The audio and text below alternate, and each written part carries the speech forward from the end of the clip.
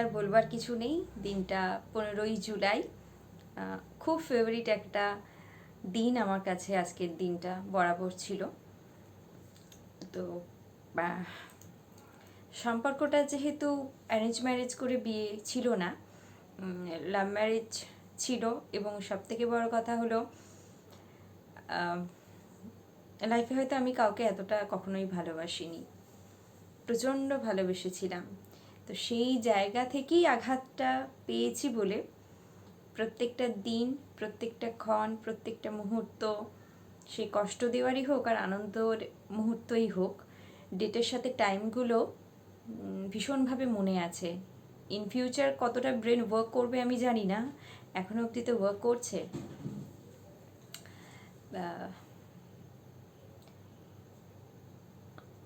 বাড়ির তৈরি খাবার খেতে তো অবশ্যই ভালোবাসতো। এমন না যে অনেকে আছে যারা বাড়ির খাবার ভালোবাসে না, সেরকম আমি একেবারেই বলবো না। ইকুয়ালি বাইরের খাবারও ভালোবাসতো, সব ধরনের খাবারই ভালোবাসতো, কেক, পেস্ট্রি, এভরিথিংই ভালোবাসতো। তো যেহেতু দিনটা জন্মদিনের, তাই সকালে ফুল কিনতে বেরিয়ে মনে হলো আমাকে তো কোনো একটা মায়ার জালে বেঁধেই রেখে গেছে। এবার থেকে বছরের পর বছর ধরে জন্মদিন, মৃত্যু দিন সবটাই আমাকেই মনে রাখতে হবে। তাই জন্মদিনের দিনে আর মিষ্টিটা দিতে ইচ্ছে করছে না, থাকলে তো কেকই কাটা হতো। তাই একটু পেস্ট্রিই দিই, খেতে ভালোবাসতো। আর আমরা অ্যাজিউম করি ছবির সামনে দিলে মানুষটা খেয়ে নেয়। তো সেই ভাবনা থেকেই ব্ল্যাক ফরেস্ট নিয়ে এলাম, যে পেস্ট্রিটা ভালোবাসে। আমরা ইমাজিন করি মানুষ ওপরে যাওয়ার পরও দেখতে পাই, খাই, জানি সবটাই শুধু ইমাজিনেশন।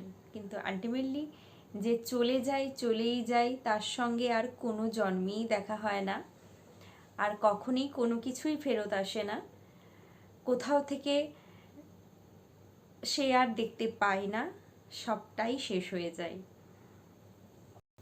আজকে 7টা মাস পরে এটা বলার মতো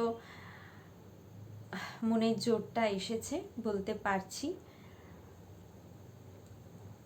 তাও সকাল থেকে খুব মনে হচ্ছিল ওঠার পর থেকে যে এতগুলো বছরে, বিশেষ করে বিয়ের পর থেকে, আমি ওর জন্মদিনের দিনটা আয়দার আমি হাফ ডে নিতাম, নইলে আমি ফুল একটা লিভ নিয়ে নিতাম। আর একটা স্পেশাল কথা, মানুষ নিজের জন্মদিনে নতুন জামা কাপড় পরে, পুজোর সময় পরে, পয়লা বৈশাখে পরে, ইকুয়ালি ওর জন্মদিনেও আমি একটা করে নতুন জামা কাপড় পরতাম। ওকেও দিতাম পরতে আর আমিও পরতাম। দিনটা আমার কাছে এতটা স্পেশাল ছিল। অফিসে যদি যেতাম, যদি হাফ ডে নিতাম, আমি 10টা থেকে, যেহেতু আমার মর্নিং শিফট ডিউটি ছিল, আমি 10টা থেকে সেদিন ডিউটি নিতাম। সকালে উঠে থেকে ওর জন্য একটু শুটিং থাক বা না থাক, লুচি, পায়েস, মিষ্টি, তাড়াহুড়ো থাকলেও অনেক সময় বলতো যে পায়েস করেই ছেড়ে দাও, আর আলুর তরকারি করতে হবে না। বাড়িতে থাকাকালীন শুটিং যদি থাকতো, টিফিনটা বানিয়ে দিয়ে দিতাম, খেয়ে বেরোতো। আর ওর যদি শুটিং থাকতো, আমি বাড়িতে আছি ছুটি নিয়ে, ওর সাপোজ শুটিং চলে এসেছে, তখন ওকে বলতাম তুমি রিকোয়েস্ট করে, মানে তোমাদের ওদের তো আর হাফ ডে এরকমভাবে হয় না, তো যেটা হয় তুমি সেরকমভাবে ম্যানেজ করবে। তো 23 সালের গল্প যেটা বলবো, 13ই জুলাই আগের দিনই বললাম রোগ ধরা পড়লো, 14তেই মনে হয় অ্যাডমিট হয়েছিল। সো 15তে আর কোনো অপশন ছিল না। 22 সাল অবধি লাস্ট সেলিব্রেশন করেছি, যেটা আজকের ব্লগের শেষে আমি অ্যাড করে দেবো। যারা নতুন জয়েন করেছেন তারা দেখতে পাবেন। জন্মদিনের দিনে হেন কোনো রান্না নেই, আমি রান্তাম, আর আমার কোনো টায়ার্ডনেস লাগে না। আমি রান্না করতে এতটাই ভালোবাসতাম, আমি সংসারটা এতটা গুছিয়ে করতে ভালোবাসতাম, তাই আমার কোনো টায়ার্ডনেস লাগতো না। 22-এ তখন ওর ওই কি একটা সিরিয়াল চলতো সন্ধ্যে 6টার সময় না 6:30টার সময়, জি বাংলায় হতো, নাম ভুলে গেছি এখন। তো ওই সিরিয়ালটার শুটিং চলছিল, তো চলে এসেছিল। যখন 4টের সময় এলো, একদম 5 রকমের ভাজা, মাছ, একটা তরকারি, মাটন, তারপর পায়েস, মিষ্টি, চাটনি, দই, আইসক্রিম। আজকের ব্লগের শেষে অ্যাড করে দেবো, দেখবেন। ওকে আমি এইভাবে প্যাম্পার করতাম। হ্যাঁ, বাইরে হয়তো খুব একটা খাওয়াতে নিয়ে যাওয়া বা খাওয়া এটা করতাম না। যেটা আমার জন্মদিনে ও রান্না করে দিতে পারতো না, ও চেষ্টা করতো বাইরে আমাকে লাঞ্চ বা ডিনার করিয়ে দেওয়ার। আর ওর জন্মদিনে আমি নিজে হাতে রান্না করতাম, যেহেতু আমার হাতে রান্নাও খেতেও ভালোবাসতো। তারপর সন্ধেবেলায় কেক কাটা হতো। দাদা তৃতীয় থাকলে ওদেরকে ডাকতাম, আদারওয়াইজ পাশের বাড়ি যাদের বাড়িতে ভাড়া থাকতাম ওদেরকে বলতাম। 22 সালে মনে হয় মা গেছিল, ওরা মনে হয় ছিল না। যাকে লাস্ট ইয়ারে আমার মনে আছে 15ই জুলাই শনিবার পড়েছিল, তো আমরা একটু দেশ বাড়ি গেছিলাম। আমি রাত্রি 12টার সময় ওকে উইশ করেছিলাম মেসেজ করে, তখন একটু প্রবলেম আমাদের মধ্যে তৈরি হয়ে গিয়েছিল, তো মেসেজটা সিন হয়নি। আমি সারাদিনে অনেকবার চেক করেছিলাম, হোয়াটসঅ্যাপেও করেছিলাম, নর্মাল মেসেজও করেছিলাম, তো হোয়াটসঅ্যাপে সিন হচ্ছিল না, ডাবল টিক হচ্ছিল না। আমি জানতাম না যে ও অলরেডি অ্যাডমিট, অলরেডি এত বড় একটা রোগ ওর জন্মদিনের উপহার হিসেবে চলে এসেছে, আর সেই উপহারটা নাকি ইউনিভার্স নিজে পাঠিয়েছে, আমার জানা ছিল না। ও মোস্ট প্রবাবলি রাত্রে 10টা-11টার পরে বা এই সময়ের পরে, মানে অনেকটাই রাতে যখন ও দেখে আমাকে রিপ্লাই করেছিল, রিপ্লাইটা ছিল এটাই যে জন্মদিন মানে একটা বয়সের সংখ্যা বেড়েছে মাত্র, এর থেকে আর বেশি কিছুই আমার কাছে নয় সেটা, থ্যাংক ইউ সো মাচ। তখন কিন্তু আমাকে বলেনি ও অ্যাডমিটেড। ঠিক তার পরের দিন রোববার 16ই জুলাই রাত্রি 9:30টার পরে ওদেরই ইন্ডাস্ট্রির একজন নামকরা ডিরেক্টর, আমি এই মুহূর্তে ওনার নাম নিচ্ছি না, সেই ভদ্রলোক, আমি জানি না কোত্থেকে আমার নাম্বার পেয়েছিল। আজকে ওনার ব্যাপারে বলতে গেলে বলবো আমি একটু অফেন্ডেডই হয়েছিলাম, আমার নাম্বার উনি কেন রেখেছিলেন। যাকে ওই ভদ্রলোক, বয়স্ক ভদ্রলোক আমাকে ফোন করেছিলেন। ফোন করে তখন উনি যখন আমাকে ফার্স্ট বলেছিলেন যে কিংশুকের নাকি আপনার হাজব্যান্ডের নাকি ব্লাড ক্যান্সার ধরা পড়েছে, আমি না শুনে না, প্রশ্নটা করেছিলেন আপনার হাজব্যান্ড নাকি টাটা ক্যান্সার হসপিটালে, টাটা মেডিকেলে ভর্তি। আমি না বলেছিলাম টাটা মেডিকেল, সেখানে আবার কী হয় রে বাবা, আমার না এত কিছু আইডিয়া নেই। আমি বোকার মতো ভদ্রলোককে প্রশ্ন করেছিলাম। না, উনি আমাকে তখন বললেন ওনার নাকি ব্লাড ক্যান্সার হয়েছে। আমি বললাম ব্লাড ক্যান্সার, আচ্ছা টাটা মেডিকেলে কি গলব্লাডার স্টোনের ট্রিটমেন্ট হয়? ওর তো গলব্লাডার স্টোন হয়েছে, যদিও আমরা 1 মাস একটু আলাদা আছি। না, টাটা মেডিকেলে শুধুমাত্র ক্যান্সার পেশেন্টেরই ট্রিটমেন্ট হয়। ভাবতে পারবেন না, তখন যেন মনে হচ্ছে আমি আকাশ থেকে পড়ছি, কি বলছে, কেন বলছে, ও কি মিথ্যেভাবে এটা রটিয়েছে, কি ঘটছে। 1 মাস আগে যে মানুষটা আমার সাথে ছিল তার ক্যান্সার কোত্থেকে চলে এলো, মাথা কাজ করছে না। একই পাড়াতে ওরা থাকলেও আমি ওদের বাড়ি চিনি না যে অত রাতে, তখন মোটামুটি রাত্রি 10টা, 10:30 বাজে, আমি জানি না কিভাবে, আমার মাথা নিচ্ছে না কিছুতেই। পরের দিনও কিন্তু আমি ওদের বাড়ি চিনি না, সোমবার দিন। তবে আমার মনে আছে শুধু গলিটা চিনতাম, গলিতে এতগুলো ফ্ল্যাট, কোনটা ওদের বাড়ি কিচ্ছু জানি না, কিন্তু আমি জানি যে কোনো একটা বাড়িতে আমাকে খুঁজে বের করতেই হবে, তাতে যদি দুটোর জায়গায় 3টে বাড়িতে ভুল করে গিয়েও আমি বেল বাজাবো। এইভাবেই খুঁজতে খুঁজতে ওদের বাড়ির সামনে, এবং সেটাও বাড়িটা আমি লোকেট করতে পেরেছিলাম, ফ্ল্যাটটা লোকেট করতে পেরেছিলাম এমনি গেট খুলে গিয়ে আমি আমার শাশুড়ি মায়ের স্যান্ডেল দেখেছিলাম, মানে এরকম খুলে রাখা, আমার জন্য মনে হলো এটা ওনাকে পরতে দেখেছি। ওই ভেবে, এটা নাও হতে পারতো, কারণ পায়ের চোটের মিল অনেক চপ্পলের মিল থাকতেই পারে, সেই ভেবে আমি বেল দিয়েছিলাম। আর আমার দেওর তখন দরজা খুলেছিল। যখন জেনে এসেছিলাম উত্তরটা হ্যাঁ, ওদের বাড়ি থেকে বেরিয়ে, ওদের বাড়ি থেকে আমার বাড়ি অবধি এই রাস্তাটুকু 2-3 মিনিটের রাস্তা, সেই রাস্তাটা না আমার চোখের জলে ঢেকে গেছিল। আমার মনে হচ্ছিল আমি রাস্তাটা দেখতে পাচ্ছি না। ক্যান্সার জিনিসটাকে আমার ছোটো থেকেই খুব আতঙ্ক, সেখানে ব্লাড ক্যান্সার, আমাদের মতো সংসারে, আমাদের মতো পরিবারে। রাত্রে যখন ওকে আমি আবার মেসেজ করে রেখেছিলাম, ও আমাকে রিপ্লাই লিখেছিল রাজরোগ হয়েছে। আমি তো জানাইনি, যে জানিয়েছে তার থেকে জেনে নাও।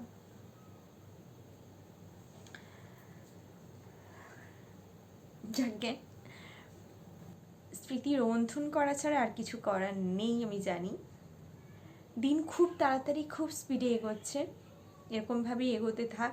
তবে যদি জীবনের সামনের দিকে কোনো ইন্সপিরেশন আমি নিজে খুঁজে পাই চলার মতো, বলি ঠিকই, মাঝে মাঝে অবশ্যই আমি ডিমোটিভেট হয়ে পড়ি, মাঝে মাঝে ভীষণভাবে ডিপ্রেশন চলে আসে, এক্সস্টেড ফিল করতে থাকি, খুব কষ্ট হতে থাকে, প্রচণ্ড কষ্ট হতে থাকে, যে কষ্টটা সত্যি আমি শেয়ার করতে পারবো না। যে মানুষটাকে রান্না করে খেতে দিতে ভালোবাসতাম, সেই মানুষটার ছবির সামনে মালা দেওয়া, ধূপ দেওয়া, প্লেটে করে ইমাজিন করা যে আমি খেতে দিচ্ছি, মানুষটা খাচ্ছে, এই জায়গায় প্রত্যেকটা মানুষকেই কোনো না কোনো দিন আসতে হবে। হয়তো কোনো স্বামীকে তার স্ত্রীর জন্য এটা করতে হবে, বা কোনো স্ত্রীকে তার স্বামীর জন্য এটা করতে হবে, হবেই, সবাইকে এই পরিস্থিতিতে আসতে হবে। কিন্তু এতটা কম বয়সে এই জিনিসটা করছি বলেই হয়তো আরও বেশি আমার কষ্ট হচ্ছে, এটা ফার্স্ট রিজন।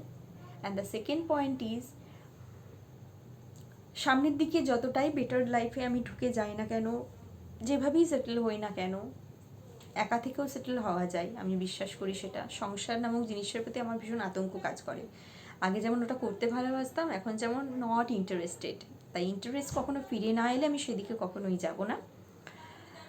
আমি নিজের ডিসিশন নিজে নিই, খারাপ হোক বা ভালো, তাতে আমার ভালো হোক বা ক্ষতি হোক।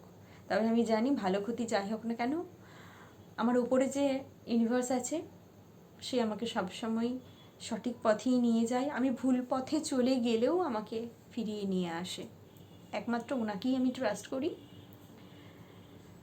নেগেটিভের মধ্যেও পজিটিভ খুঁজে নেওয়ার আমি চেষ্টা করি ভীষণভাবে। আর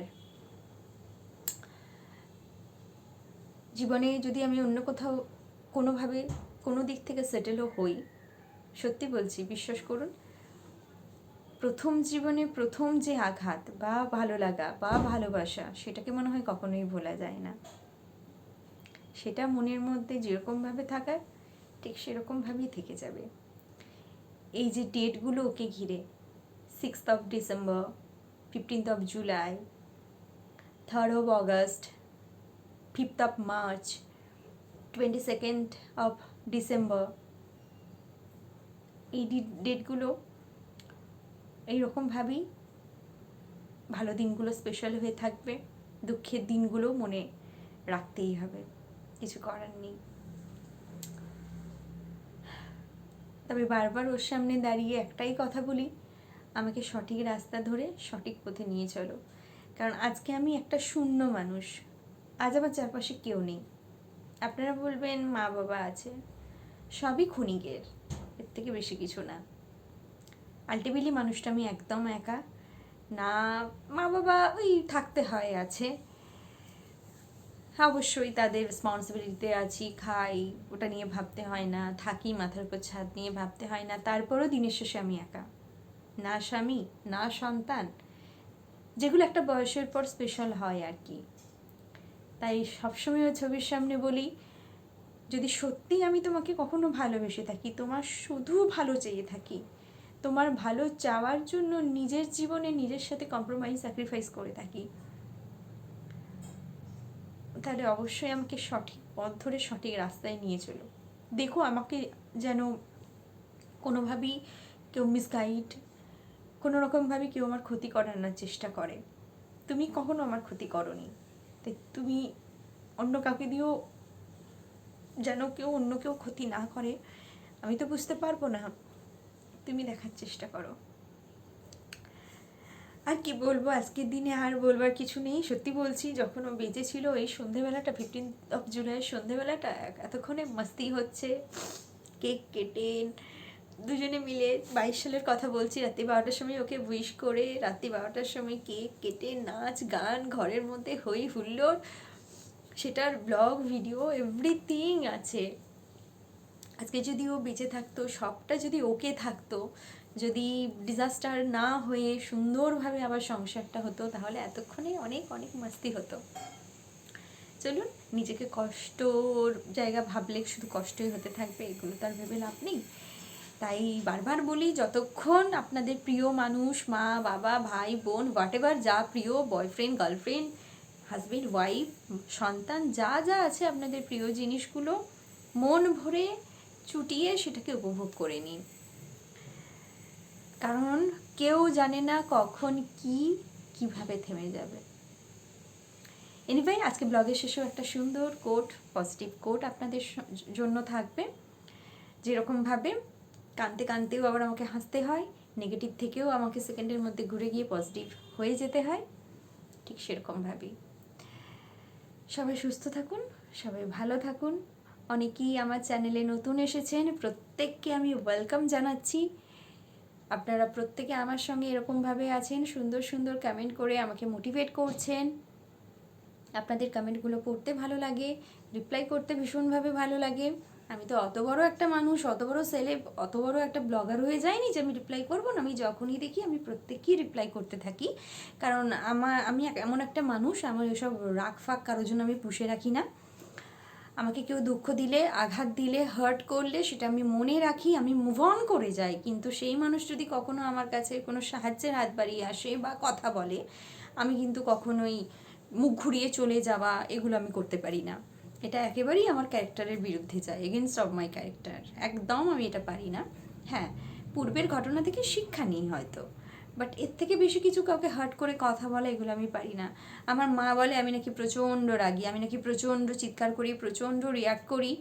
আমার মাঝে মাঝে মনে হয় এই পরিস্থিতিতে মা যদি আমাকে এটা বলে তাহলে তো মাই আমাকে চিনতে পারিনি এখনও। কারণ মানুষ না থাকলে মিস করে, তাই ঈশ্বর করুন যদি মায়ের আগে আমি চলে যেতে পারি, তাহলে হয়তো মা আমি মানুষটা কেমন ছিলাম ফিল করতে পারবে, মিস করবে। কারণ আউট অফ আমার বাড়ির লোক যারা আছেন, যাদের সাথে এখন কমিউনিকেট মোটামুটি ভালো হয়, কারণ তারা কিন্তু বরাবর বলে বা বলে এসেছে যে সত্যি আমি একটা ভালো মেয়ে বলেই এগুলো ঘটেছে, ভালো মেয়ে বলেই এতটা সহ্য করে আছি, এবং ভালো মেয়ে বলেই আপনার ভালো হবে ম্যাডাম। এই কথাটা বারে বারে নিজেকে বলার বা ভাবার চেষ্টা করি যে কেউ কেউ তো এই পজিটিভ এনার্জিটুকুও আমাকে দেয়। যাকে চলুন, আজকের জন্য সবাইকে টাটা। অনেকটা বড় ব্লগ হয়ে গেছে। সবাই সুস্থ থাকবেন, ভালো থাকবেন, এবং আমার থেকে বয়সে যারা বড় আছেন তাদের প্রত্যেককে আমি প্রণাম জানাই।